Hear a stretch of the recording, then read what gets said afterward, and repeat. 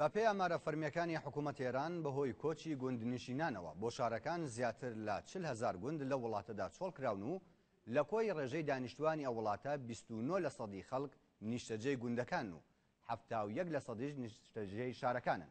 پرسی ئابووری و دواکەوتنی گوندەکان بە هۆکاری سەرەکی کۆچ لە گوندەوە بۆ شار لە ئێران ئەژمار دەکرێت و لە ساڵانی ڕابردوودا سەدان هەزار کەس لە دانیشتوانی گوند لە ڕۆژهەڵاتی کوردستان بەهۆی نەبوونی هەلی کار و پشتگوێخرانی گوندەکانیان ڕوویان کردوەتە شارە گەورەکانی ئێران.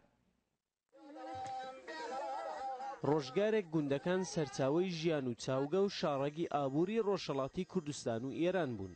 ماستی مەڕ و پەنیری سەلک و هێلکەی کوردی تەنیا گرنگی گوندەکان نییە. دانیشتوانی گوند هێزی مرۆیی سەرەکی کەرتی کشتتوکاڵن، کەرتێک کە بناغە و ئەلفبەی ئابووری ئێران و ڕۆژهەڵاتی کوردستانە.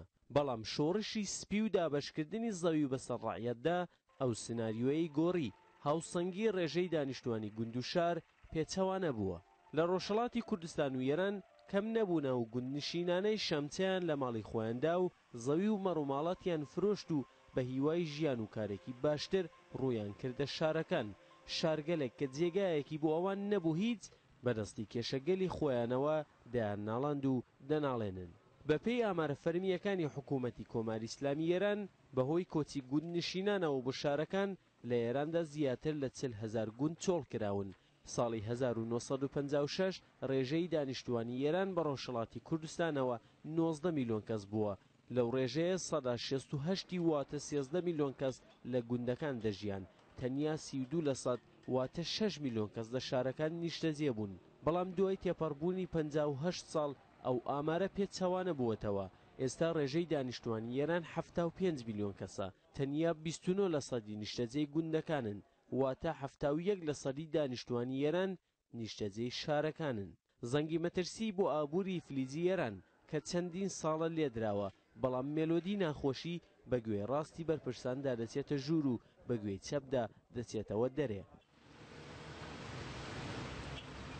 بەهۆی ئەو ڕەوەندە لە ڕۆژهەڵاتی کوردستان دوو گەورە شار دروست بوون، کرماشان و ورمێ کە ڕێژەی دانیشتوانیان نزیکەی 1 میلیۆن کەسە.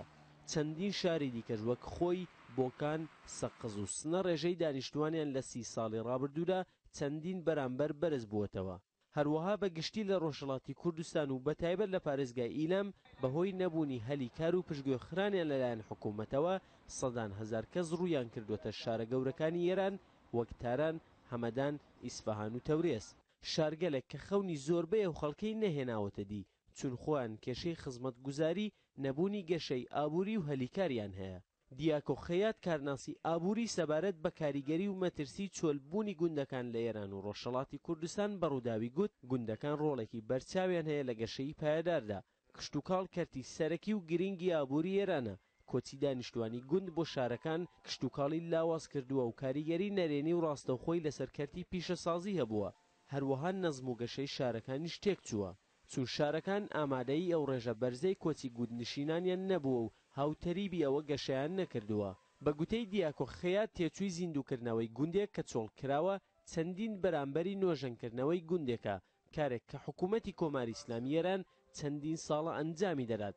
پرۆژەی نۆژەنکردنەوەی گوندەکان کە لە ئێران بەهادی دەناسرێت زۆربەی گوندە گەورەکانی ئێرانی گرتووەتەوە، بەڵام کاریگەری چاوەڕوان نەکراوی نەبووە.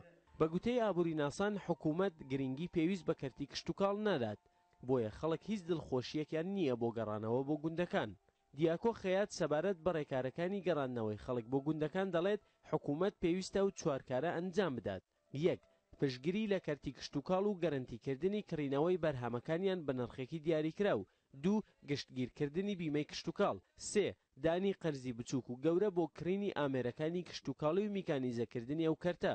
4. زیادکردنی خزمەتگوزاری بۆ گوندەکان وەک تەندروستی، خوێندن، بیناسازی و ڕێگا. کارگەلێک کە حکوومەت ئەگەر دەیهەوێت گوندەکان ئاوەدان بکاتەوە دەبێ ئەنجامی بدات. ئاوەدانکردنەوەی گوندەکان واتە وەگەرخستنی هێزێکی گەورەی ئابووری و ڕەخساندنی هەزاران هەلیکار. ئومێدبەرین ڕوودا و